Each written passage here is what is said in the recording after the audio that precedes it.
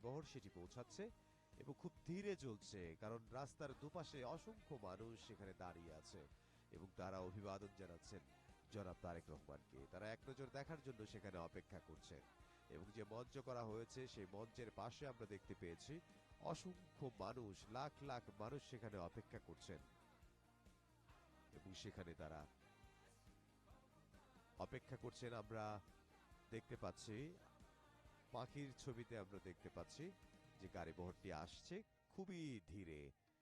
এবং আর অল্প কিছু দূর বাকি আছে যেখানে অস্থায়ী মঞ্চ করা হয়েছে। সেই মঞ্চে আমরা দেখেছি বিভিন্ন রাজনৈতিক দলের নেতৃবৃন্দ তারা অপেক্ষা করছে, বিএনপির নেতৃবৃন্দ তারা অপেক্ষা করছে এবং গাড়িবহরে বিএনপির যে নীতি নির্ধারণী ফোরাম, জাতীয় স্থায়ী কমিটির সদস্য তারাও বিএনপির ভারপ্রাপ্ত চেয়ারম্যান জনাব তারেক রহমানের সঙ্গে গাড়িবহরে রয়েছেন এবং সেই গাড়িবহরটি আসতে খুবই ধীর গতিতে চলতে হচ্ছে, কারণ অসংখ্য মানুষ এবং আইন শৃঙ্খলা রক্ষা বাহিনীর সদস্য যারা তারা চারিদিকে পাহারা দিয়ে সেই গাড়িটি নিয়ে আসছে, খুবই ধীরে চলছে এবং মানুষের যে আবেগ, মানুষের যে উচ্ছ্বাস, এই উচ্ছ্বাসের বহিঃপ্রকাশ আমরা দেখতে পাচ্ছি গাড়িবহরকে ঘিরে। এবং আমরা দেখতে পাচ্ছি বাসের একেবারে সামনে দাঁড়িয়ে অভিবাদনের জবাব দিচ্ছেন বিএনপির ভারপ্রাপ্ত চেয়ারম্যান জনাব তারেক রহমান। তিনি মেহনতি মানুষের জন্য রাজনীতি করেন, তিনি বাংলাদেশের জাতীয়তাবাদী রাজনীতি করেন।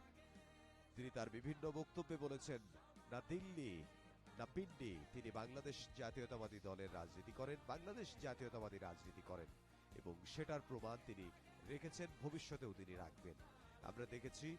তার বাবা শহীদ প্রেসিডেন্ট জিয়াউর রহমান, তিনিও মেহনতি মানুষের জন্য কাজ করতেন, তিনিও খেটে খাওয়া মানুষের জন্য কাজ করতেন এবং তিনি খেটে খাওয়া মানুষের সঙ্গে কাঁধে কাঁধ মিলিয়ে কাজ করতেন।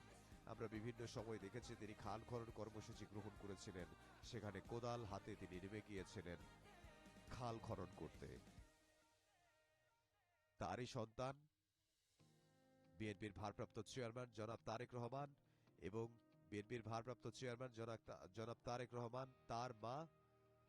বিএনপি চেয়ারপারসন বেগম খালেদা জিয়া, তিনিও বাংলাদেশের যে কঠিন কঠিন সময় পার করেছে, গণতন্ত্র বাধার মুখে পড়েছে, সেই সময়ে তিনি কারো সঙ্গে আপোষ করেননি, তিনি আপোষহীন নেত্রী হিসেবে